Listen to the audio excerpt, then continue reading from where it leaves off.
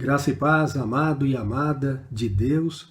Esse é o encontro com a palavra de Deus em família. Amados, vamos orar? Senhor Deus, obrigado por mais um dia. Obrigado, Senhor, por mais uma oportunidade de ouvir Tua palavra, de abrir o nosso coração, a nossa mente, os nossos olhos espirituais, os nossos ouvidos,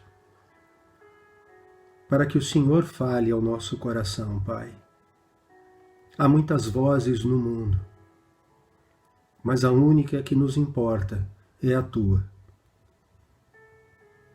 Senhor, faça uma grande obra na nossa vida, Pai. Completa a obra que o Senhor já iniciou. Obrigado por Teu amor, por Tua misericórdia e bondade eternos. Paizinho, nós sabemos que o mundo quer distorcer Tua palavra, porque o príncipe desta geração, ele não quer que ninguém se salve, porque ele sabe que ele mesmo está condenado e que a única forma de atingir o teu coração é desviando dos teus caminhos, do teu propósito, aqueles a quem o Senhor ama. E foi justamente por nós, pecadores, que o Senhor veio ao mundo e nos chamou, nos convidou para uma reconciliação com o Pai. Andávamos cada um em nossos caminhos, fazendo aquilo que desejava o nosso coração, distantes do Senhor. Mas o Teu amor e a Tua graça nos alcançou, Pai. Ajuda-nos, somos imperfeitos e pecadores, mas Te amamos de todo o coração, Pai. E declaramos que dependemos de Ti, porque não há outro caminho, não há outro a quem nós possamos confiar a nossa vida, a não ser o Senhor. Em nome de Jesus, Te agradeço, Pai. Conduz essa reunião de hoje, este devocional, e revela, Senhor, em cada coração, aquilo que o Senhor já determinou, para a honra, glória e louvor do Teu nome. Amém. Amados, hoje o tema escolhido para o nosso devocional foi: somos escravos, servos, libertos, filhos, o que somos? Então é só para a gente refletir um pouquinho, e é importante nós lembrarmos por que nós estamos aqui, né? Por que eu me disponho semanalmente, aí desde 2016, faz pouco tempo, a levar a palavra do Senhor, o Evangelho, porque durante muitos anos eu andei iludido pelas religiões, pelas pessoas, pelas filosofias, e por uma série de coisas que o mundo nos apresenta, e naturalmente a gente busca aquilo que mais nos conforta, aquilo que mais nos autoriza a fazer as nossas próprias vontades, né? Então nós somos egocêntricos por natureza, e a gente vai encontrar então os caminhos que nos aprovam, o caminho que não nos força a mudar alguma coisa, alguma atitude, alguma forma de pensamento, mas simplesmente que nos autoriza, entre aspas, a fazer aquilo que o nosso coração deseja. Mas ao ler a palavra de Deus, né, eu naturalmente levei aquele choque que eu já compartilhei com alguns, porque percebi uma série de erros, enganos, que eu vivi, isso aos 40 anos, né? Foi em 2005 que eu li pela primeira vez, e não parei mais, porque a palavra de Deus é encantadora, é poderosa, ela é maravilhosa, e é o próprio Deus falando comigo. E eu não tenho a menor dúvida disso. E se um dia você ler a Bíblia inteira, mas ler de verdade, ler orando ao Espírito Santo que te faça compreendê-la, você entenderá o amor de Deus, o propósito de Deus, os seus atributos, seu plano redentor de Gênesis, Apocalipse, e o poder do Evangelho para a nossa salvação. Mas, amados, lá na carta dos Hebreus, ou a carta aos Hebreus, que nós não temos certeza quem escreveu, alguns acreditam que foi o apóstolo Paulo, mas não há evidências, né? Então ela é praticamente o único texto considerado canônico, ou seja, inspirado por Deus, que nós não temos certeza de quem foi o autor humano. Nós sabemos quem é o autor principal, como todas as Escrituras, é o Espírito Santo Deus, é a Palavra de Deus, né, o Verbo encarnado, Jesus Cristo, e é o próprio Deus, que falou desde os tempos antigos, né? Então, que forma um Deus único, né? Muito embora em 3 pessoas, é um Deus único, o Pai, o Filho e o Espírito Santo.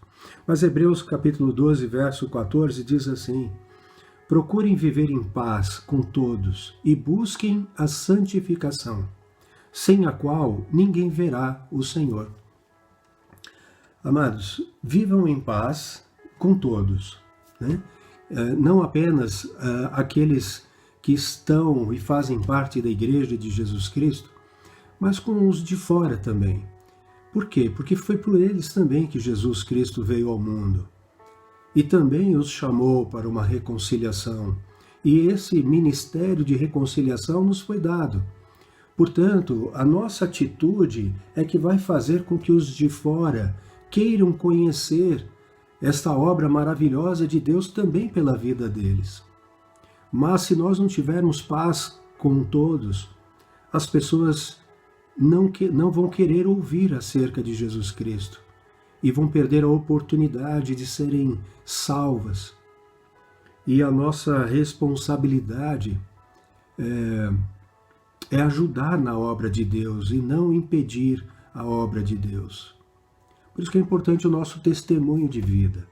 Então vivam em paz com todos e busquem a santificação, sem a qual ninguém verá Deus. Amados, se você é de Cristo, o teu papel, o meu papel, é buscar a santificação diária. E como é que eu busco a santificação? O próprio Deus nos falou quando esteve aqui no mundo. Está lá no Evangelho de João, capítulo 17, versículo 17, onde Jesus orava ao Pai e dizia: Pai, santifica-os na verdade, a tua palavra é a verdade. Então, amados, Jesus orou ao Pai, o Pai enviou o Espírito Santo para nos ensinar e para nos lembrar de tudo quanto Jesus Cristo nos ensinou. Então, porque isso também está lá no Evangelho que nós estudamos, as últimas palavras de Jesus aos seus discípulos, dos quais nós fazemos parte. Então, buscar a santidade sem a qual ninguém verá a Deus é buscar a palavra de Deus. Por quê? Porque a palavra de Deus nos santifica. Ela é a verdade. A mentira não pode santificar ninguém. Então, se eu ando no engano, eu ando na mentira, eu não posso andar na santificação e, portanto, eu não verei a Deus. Mas, se eu busco a palavra da verdade, e ela é o poder de Deus para a salvação de todos os que creem, então, essa palavra, ela vai me santificando dia após dia. E por que ela me santifica? Porque eu não apenas a leio, mas eu busco pô-la em prática. Eu busco colocá-la em prática. E aí Jesus diz que aquele que ouve as suas palavras e as coloca em prática é semelhante a um homem prudente, a um ser humano prudente que construiu sua casa sobre a rocha. E aí podem vir todas as aflições, todos os perigos, todas as dificuldades dessa vida, e a nossa casa não cairá, não ruirá. Por quê? Porque ela está alicerçada sobre a rocha, que é a palavra de Deus, que é Jesus Cristo. Amém, amados? Então, é justamente por isso, né, que nós fazemos aqui esses devocionais, para que vocês possam cada vez mais ouvir a verdade. E a verdade não é a minha palavra, Rogério Carmona, mas é a palavra de Deus que eu leio com vocês. Por isso que eu sempre peço que vocês acompanhem na Bíblia de vocês. Leiam, busquem a palavra, não confiem no ser humano, porque o ser humano, ele comete falhas, mas Deus é infalível e a sua palavra é perfeita. Não há contradição nela. E todos aqueles que defendem contradição, que não amam a Deus, que odeiam a palavra de Deus, eles sempre vão buscar versículos isolados da Bíblia para dizer que Deus é mentiroso, que Deus é falível, que Deus é mau, que Deus é ódio. Amados, são pessoas ignorantes da palavra de Deus, porque não conhecem de fato. Se lessem e buscassem compreender a obra completa, entenderiam quem é de fato Deus. E Deus é a manifestação perfeita do amor. E nos chama para esse amor. E Ele não quer que ninguém se perca, mas que todos sejam salvos. Mas como um pai que ama o seu filho, Ele permite que passemos por dificuldades. Ele permite que, quando nos afastamos dele, nós soframos de alguma forma a disciplina.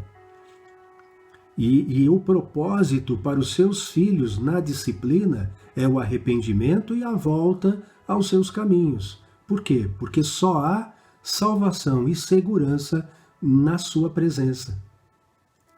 Percebem? Então, até o próprio mundo está criando leis contra a disciplina. Querem que os nossos filhos cresçam à revelia, sem respeito, sem educação, sem direção.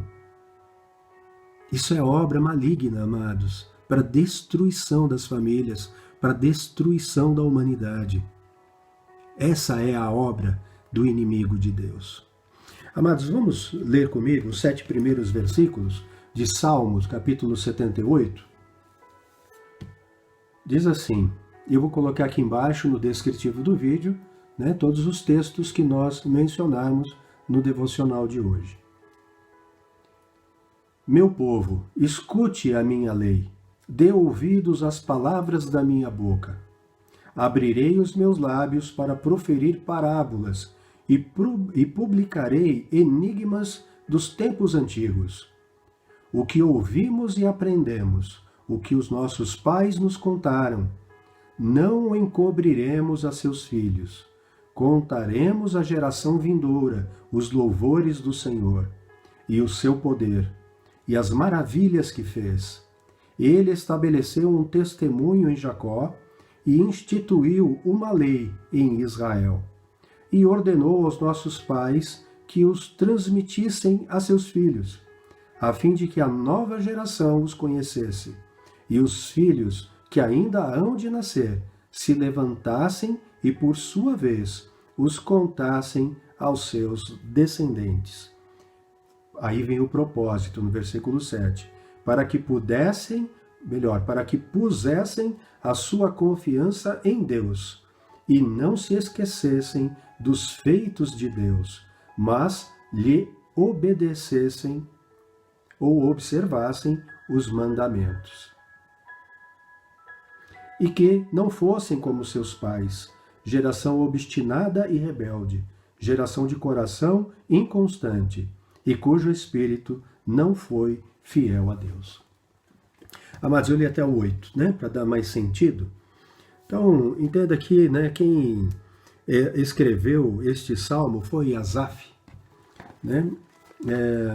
É um salmo que fala de um momento, mas ao mesmo tempo é um salmo profético, porque ele vai contar um pouco da trajetória de Deus com o seu povo.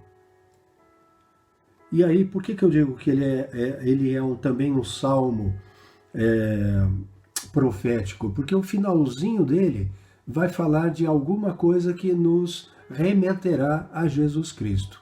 Mas antes de irmos até lá, vamos entender aqui o que o salmista está dizendo, né? Ele estava dizendo aqui que Deus escolheu um povo e que deu uma lei a este povo.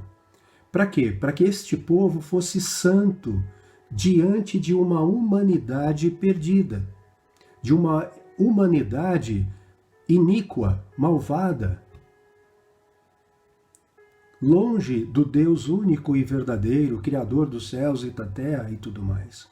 Então Deus encontrou lá Abraão, de Abraão veio Isaac, ele escolheu, né, da sua descendência viria um povo. Então Isaac teve Esaú e Jacó, Deus escolheu Jacó, o mais novo, né, eram gêmeos, mas nasceu por último, e Jacó, ele mudou o nome, Deus mudou o seu nome para Israel.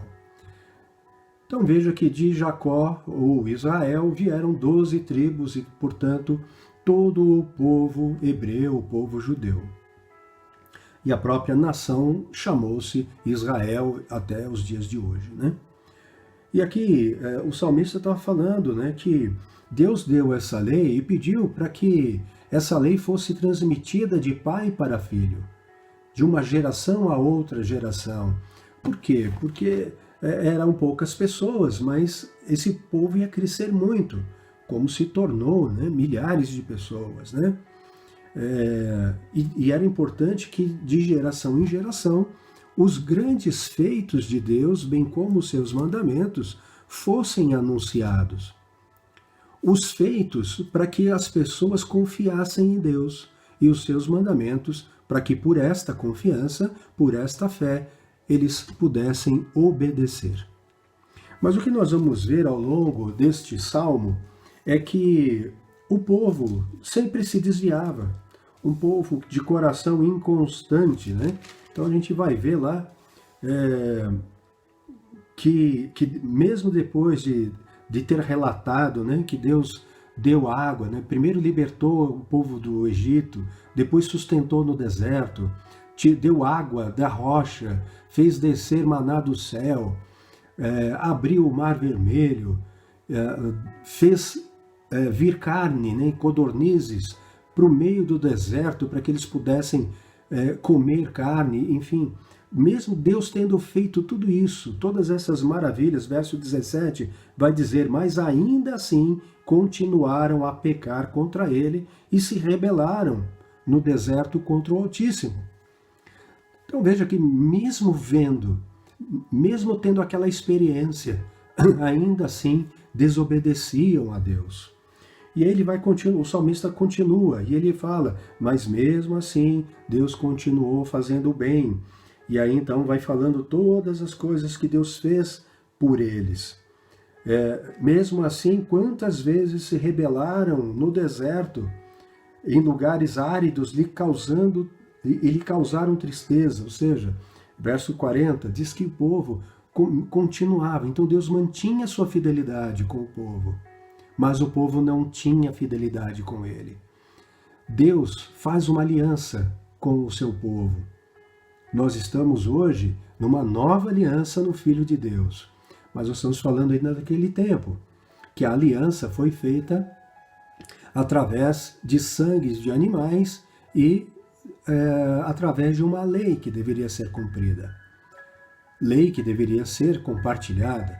E o próprio Jesus Cristo, quando veio ao mundo, disse que não veio mudar a lei, porque a lei é boa, é perfeita e é santa. Mas ele veio cumpri-la. E ele cumpriu cabalmente, foi o único que conseguiu cumpri-la. Todos os demais seres humanos pecaram. Não existe um único ser imaculado. Entenda que toda criatura de Deus, todo ser humano, é um ser imperfeito, porque a imperfeição está na nossa essência, que a Bíblia chama de carne e sangue.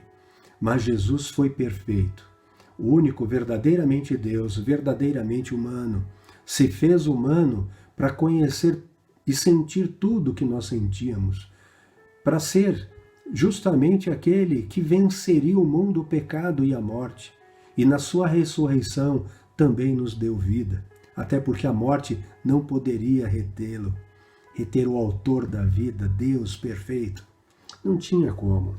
E assim a gente vai vendo, esse salmo vai discorrendo, versículo 56, mesma coisa, ainda assim tentaram o Deus Altíssimo, e a ele resistiram, e não lhe guardaram os testemunhos. Ou seja, essa é a história de Deus com a humanidade.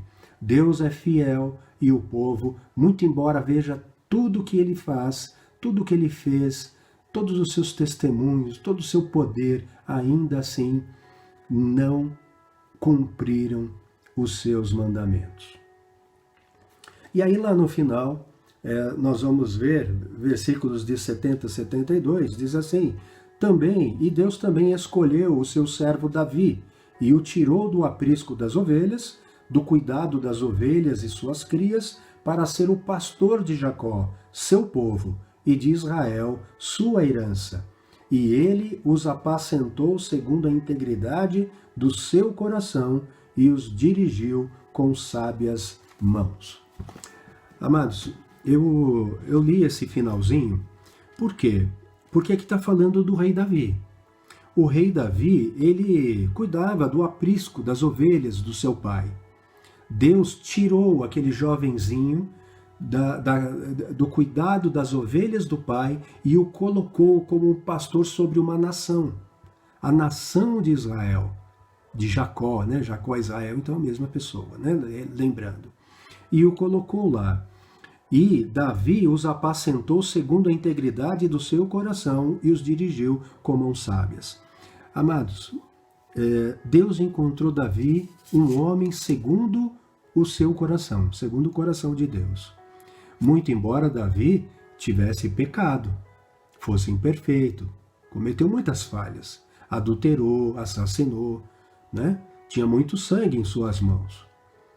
Davi mentiu, enfim, Davi era um ser humano comum, perfeito. Acontece que Deus deu uma profecia que da descendência do rei Davi viria o Messias, porque o reino de Davi seria eterno. E nesta descendência segundo a carne, entenda, descendência segundo o ser humano, né? Veio Jesus Cristo. Por isso que Jesus Cristo é 100% homem e 100% Deus. Então Jesus é da descendência de Davi segundo a carne, o sangue. Maria era descendente de Davi, era da mesma tribo de Davi. Mas Jesus era 100% Deus. É difícil para a nossa mente humana compreender isso. Um dia lá no reino eterno, se estivermos lá pela fé, e eu creio que estaremos, o próprio Senhor vai nos revelar tudo isso. Teremos uma eternidade para entender essas coisas, inclusive para conversar com todos esses personagens, né, relatados aqui na Bíblia, né, todas essas pessoas que existiram, né, e voltarão à vida, serão ressuscitados, assim como nós, pela graça de Deus, né. Então é isso, amados, olha, nós precisamos entender essa questão, né? Jesus Cristo vem dessa descendência e entender que esse coração, né, que é corrupto, aliás, a gente vê isso em Jeremias, né? Jeremias, no capítulo 17, versículos 9 e 10, diz assim: enganoso é o coração, mais do que todas as coisas, e desesperadamente corrupto. Quem poderá entendê-lo? Eu, o Senhor, sondo o coração, eu provo os pensamentos, para dar a cada um segundo os seus caminhos, segundo o fruto das suas ações. Então, o único que pode sondar coração e mente é o próprio Deus. Ele está em todo lugar, sonda todos os pensamentos, os propósitos, as intenções do nosso coração. Amados, 2 Coríntios, capítulo 4, versículos 3 a 5, diz assim: mas se o nosso evangelho ainda está encoberto, é para os que se perdem que ele está encoberto, nos quais o Deus deste mundo cegou o entendimento dos descrentes, para que não lhes resplandeça a luz do evangelho da glória de Cristo, o qual é a imagem de Deus. Porque não pregamos a nós mesmos, mas a Jesus Cristo como Senhor, e a nós mesmos como servos de vocês, por causa de Jesus. Amados, essa fala do apóstolo Paulo é muito esclarecedora, né? A gente está vendo, nós vimos a essência do ser humano, que se esquece facilmente das coisas de Deus, se corrompe com muita facilidade, se desvia, portanto, da verdade de Deus. Muito embora Deus mantenha fiel a sua aliança, nós é que rompemos a aliança com Ele. Mas nós vemos aqui o que acontece, né? Se o nosso evangelho ainda está encoberto para algumas pessoas, ou seja, se algumas pessoas ainda não conseguiram entender as boas novas de Deus para suas vidas, é para os que se perdem que ele está encoberto, ou seja, o evangelho está encoberto para aqueles que vão para a perdição, para aqueles que estão entrando pelo caminho largo e que caminham segundo as suas próprias vontades ou seguem fábulas, enganos ou filosofias ou invenções do ser humano, criadas ou por arrogância, orgulho, ganância, né, poder. O ser humano é complicado, mas Deus nos ama. Deus nos ama. Mas o evangelho ele só está encoberto para aqueles que vão se perder. E eu oro para que você não tenha os seus olhos, o teu coração encoberto, mas que o evangelho resplandeça na tua vida. Que Deus abra os seus ouvidos, os seus olhos espirituais, ilumine o teu coração, para que você compreenda e veja. E aí você vê que o apóstolo Paulo dizia, olha, porque nós não pregamos a nós mesmos, ou seja, nenhum apóstolo pregou a si próprio. Olha, confie em mim, mesmo quando eu morrer, eu vou interceder por vocês. Nenhum deles falou heresia como essa. Por quê? Porque eles não podem interceder por ninguém. O único intercessor, o único mediador entre os seres humanos e Deus é Jesus Cristo. Isto está lá na primeira carta do apóstolo Paulo a Timóteo, no capítulo 2, versículo 5. E na carta de Paulo aos Romanos, lá no capítulo 8, diz que o Espírito Santo, semelhantemente, também intercede por nós, porque nós não sabemos pedir ou orar como convém. Ele intercede com gemidos inexprimíveis. E por que o Espírito Santo também intercede se Jesus é o único intercessor, mediador entre nós e Deus? É porque o Espírito Santo e Jesus Cristo formam um único Deus como Pai. A obra é completa de Deus para a nossa vida. Jesus veio para abrir, para rasgar o véu de cima a baixo, né? Por quê? Porque partiu de Deus o rompimento, né, dessa cortina que nos separava do Santíssimo, do Santo dos Santos. E em Jesus nós temos acesso a Deus em nome dele, em nome de Jesus Cristo. É isso que os evangelhos nos ensinam, é isso que os apóstolos nos ensinam. E Paulo estava dizendo, nós não pregamos a nós mesmos, mas a Jesus como Senhor e a nós mesmos como servos de vocês, por causa de Jesus. Então veja que aqueles que levam a palavra de Deus às pessoas, elas não são, no sentido humano, líderes das pessoas, autoridade sobre as pessoas. Ao contrário, somos servos. Eu sou servo de vocês por causa de Jesus Cristo. Por quê? Porque Jesus me deu a ordem. Ide e pregai o evangelho a todas as criaturas. batizando-as em nome do Pai, do Filho e do Espírito Santo, ensinando todas as coisas que eu vos ordenei, e eis que estou convosco todos os dias até a consumação dos séculos. Eu estou aqui cumprindo uma ordem de Jesus em favor de vocês. É por amor. Amor de vocês, amor de Jesus Cristo.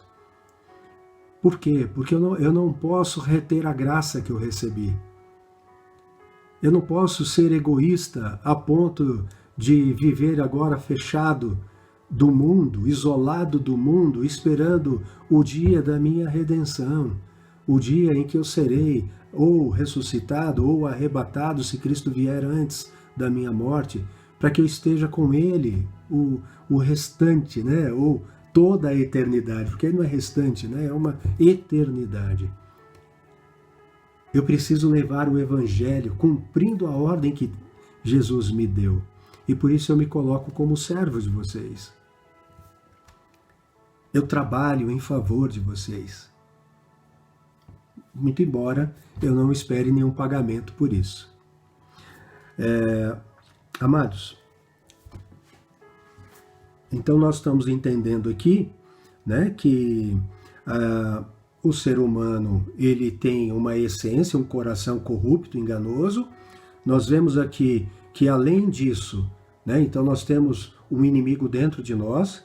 Além disso, nós temos um inimigo fora, que é o príncipe deste mundo, né?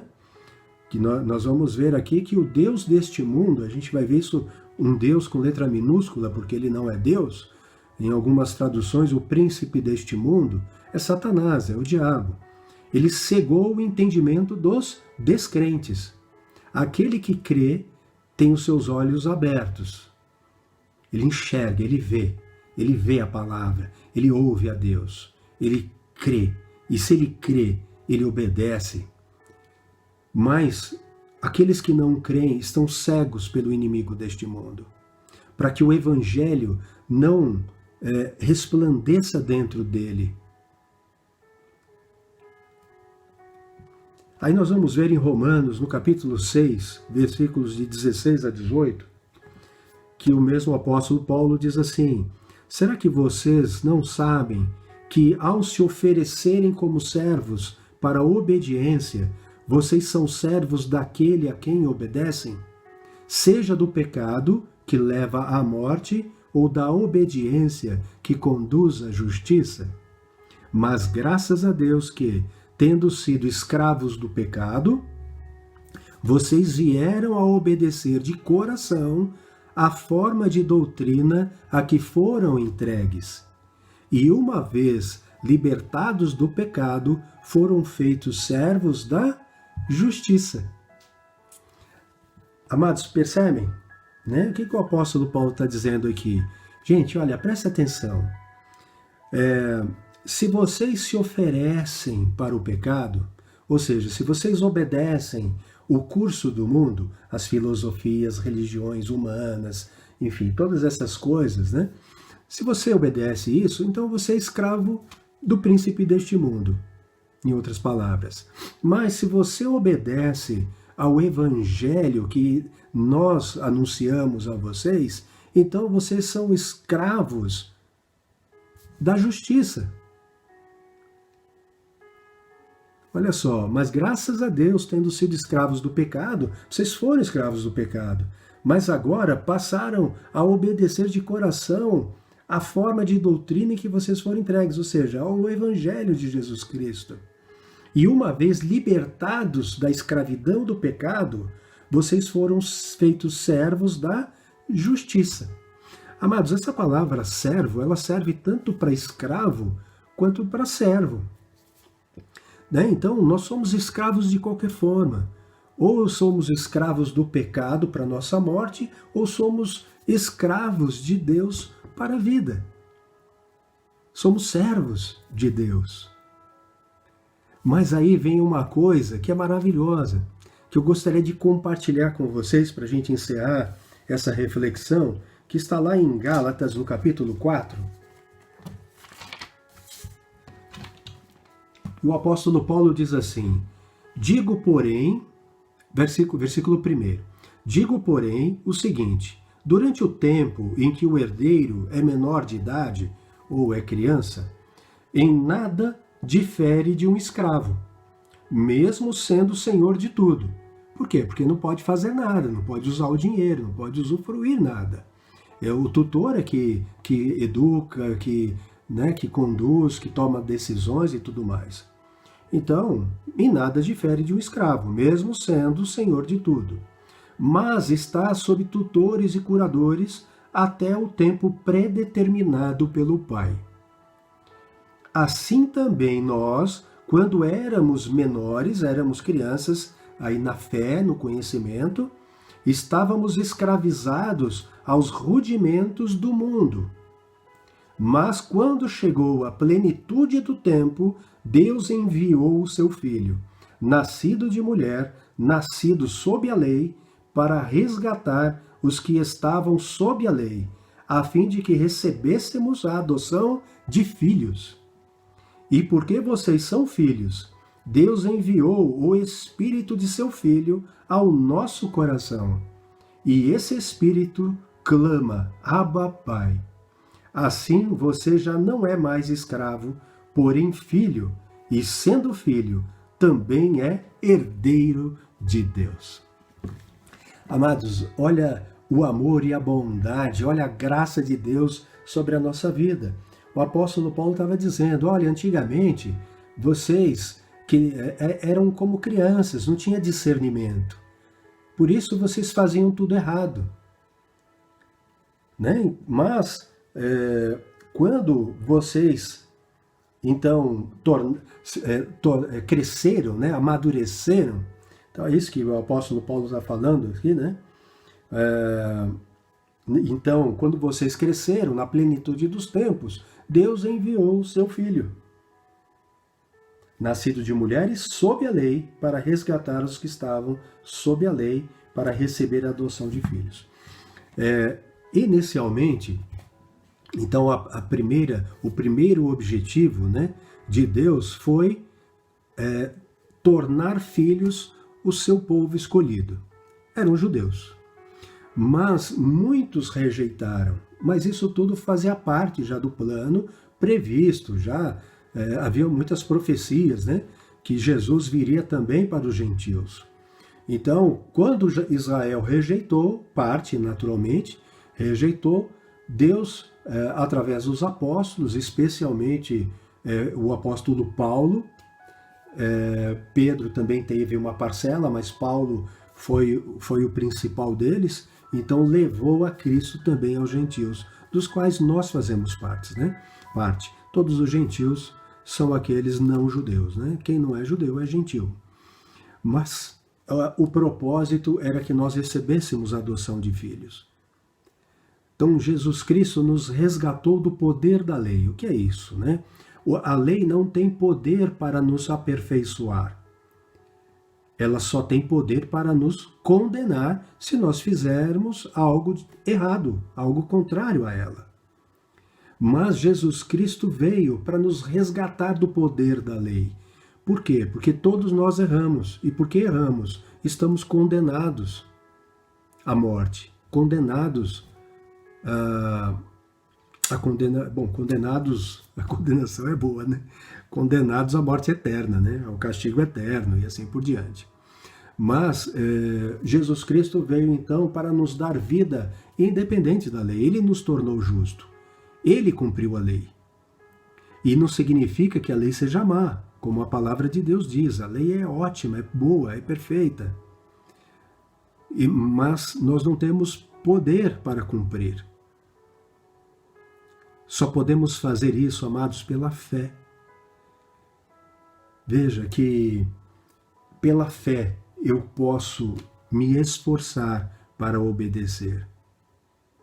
Então, ao mesmo tempo em que nós fomos escravos do pecado, agora precisamos nos tornar servos da justiça através da fé. Por quê? Porque nós somos libertos do pecado por Jesus Cristo. Libertos, Jesus Cristo nos libertou. Ele pagou pelos nossos pecados e esses pecados não pesam mais na nossa conta. Para quê? Para que a gente continue a pecar? É claro que não. Para que nós possamos agora andar em santificação pelo poder da palavra de Deus. Pela fé, então, passarmos a obedecer ao Senhor, a fazer aquilo que lhe agrada. Por quê? Porque nós vimos aqui que Jesus Cristo Deus enviou o Espírito de Jesus Cristo para dentro de nós. E esse Espírito o Espírito Santo fala com o nosso espírito. E nós declaramos através disso, Abba, Pai, que é Pai, né? Papai. É uma forma íntima de falar que Deus é o nosso Pai. E assim, nós não somos mais escravo, mas filho. E se somos filhos, somos herdeiros também de Deus, co-herdeiros com Jesus Cristo. Amados, então, se eu digo que sou filho de Deus, é verdade. Se eu digo que eu sou escravo da justiça, é verdade. Se eu digo que eu sou servo de vocês, é a verdade. Acontece que ser escravo ou ser servo de Deus é muito diferente do que ser escravo e servo do ser humano ou escravo e servo do pecado. Eu tenho liberdade em Deus, não para fazer a minha vontade, mas eu tenho liberdade para fazer aquilo que agrada ao meu Deus, pela fé que eu tenho nele. Porque eu creio na sua palavra, eu creio nas suas promessas. Bom, amados, o que eu tinha para compartilhar hoje é isso. Eu gostaria que, se vocês pudessem, colocassem aqui perguntas ou comentários abaixo, né, do vídeo, para que a gente possa continuar esse diálogo. Então, põem perguntas, dúvidas que eventualmente tenham ficado. A palavra de Deus, ela é muito ampla. O que eu quero dizer para vocês, amados, é que vocês, todas as vezes que quiserem entender algum tema específico, não se baseiem no que apenas um capítulo ou um livro específico da palavra de Deus fala sobre aquele assunto, mas o que toda a Escritura fala sobre aquele assunto. Porque nós só podemos entender o que a Bíblia diz por ela mesma. A palavra de Deus é perfeita, plena. É por isso que ela nunca muda. Nós mudamos, nós evoluímos, porque nós somos imperfeitos, então cabe a nós evolução. Mas Deus é perfeito e eterno. A sua palavra é eterna. Deus não muda, não tem sombra de mudança, ele não se arrepende do que fala, ele cumpre o que promete. Então Deus é perfeito. Por isso a sua palavra é perfeita e eterna e tem poder para salvar. Deus te abençoe, uma excelente semana, e a gente vai se falando por aqui ou pelo WhatsApp, enfim, né? Por onde quiserem, em nome de Jesus, eu abençoo vocês. Amém.